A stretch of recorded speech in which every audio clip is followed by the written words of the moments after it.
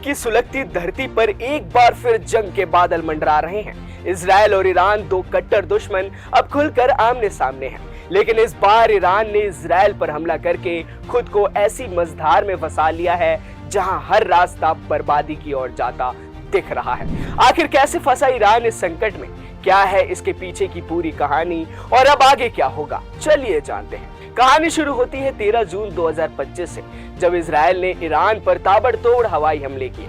राजधानी तेहरान से लेकर नतांज और फोर्डो के परमाणु ठिकानों तक इजरायली फाइटर जेट्स ने तबाही मचा दी।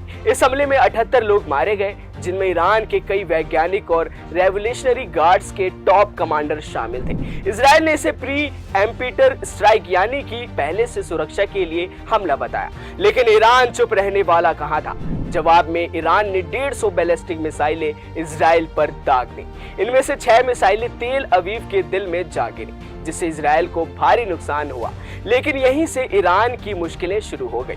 अब सवाल यह है कि ईरान इस जंग को और भड़काएगा या पीछे हटेगा। दोनों ही रास्ते उसके लिए मुश्किल है।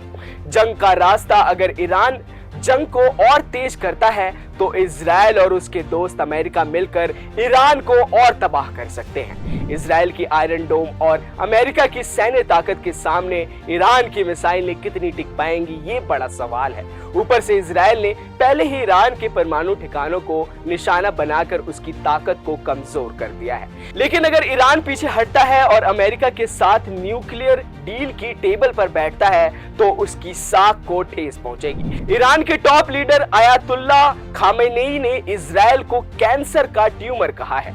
ऐसे में समझौता करना उनके लिए अपनी विचारधारा से पीछे हटने जैसा होगा। ये बात और पेचीदा हो जाती है क्योंकि 15 जून को ओमान में ईरान और अमेरिका के बीच न्यूक्लियर डील पर बातचीत होने वाली थी, लेकिन इजराइल के हमले के बाद ये बात अब अधर में लटक गई है। अब समझते हैं कि वो 5 बड़ी वजहें जिनके चलते ईरान आज इस ऐतिहासिक संकट में फंस गया है।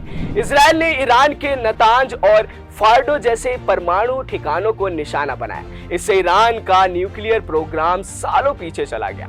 अब अगर ईरान नए सिरे से परमाणु हथियार बनाता है तो अमेरिका और इजराइल का गुस्सा और भड़क सकता है।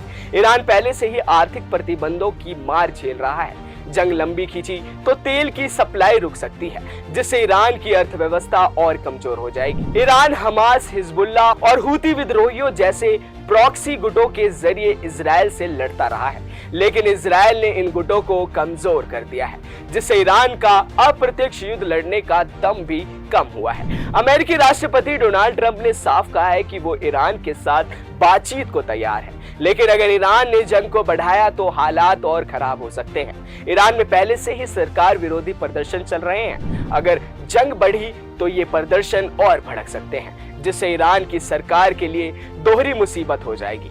अब सवाल यह है कि ईरान क्या करेगा? क्या वो इजराइल के साथ आर पार की जंग लड़ेगा, या फिर अमेरिका के साथ समझौते की टेबल पर बैठेगा, या फिर कोई तीसरा रास्ता निकलेगा? कुछ जानकार मानते हैं कि ईरान प्रॉक्सी गुटों के जरिए छोटे मोटे हमले कर सकता है ताकि अपनी साख बनी रहे और सीधी जंग से बचा जा सके। लेकिन इजराइल और अमेरिका की नजरें ईरान पर टिकी हैं। वहीं भारतीय दृष्टिकोण से देखें तो भारत ने दोनों देशों से शांति की अपील की है। भारत का मिडिल ईस्ट में तेल और व्यापार के लिए बड़ा हित है और इस जंग से भारत की अर्थव्यवस्था पर भी असर पड़ सकता है।